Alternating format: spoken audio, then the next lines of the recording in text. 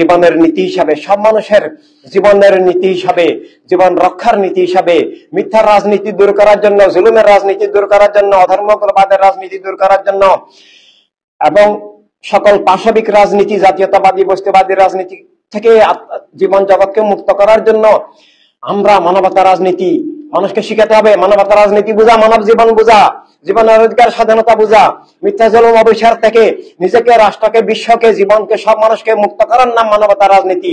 মানবতা রাজনীতি অস্বীকার করলে মানব জীবন অস্বীকার হবে। মানবতা রাজনীতি অস্বীকার করলে কলেমা কোরআন অস্বীকার হবে। মানবতা রাজনীতি অস্বীকার করলে তাওহীদ রাসালাত অস্বীকার হবে এবং মিথ্যা জুলুমের দাস হবে সে, খুন জুলুম অবিচারের শরীক হবে সে। তাই আমাদেরকে কাজ করতে হবে, মানুষ তৈরি করতে হবে সারা দুনিয়ার সব জায়গায়, প্রত্যেকটা রাষ্ট্রকে আবার মানবতার রাষ্ট্রে পরিণত করার জন্য মানবতার বিপ্লব, ইনসানিয়ত বিপ্লবের, হিউম্যানিটি রেভলিউশনের শাখা করতে হবে।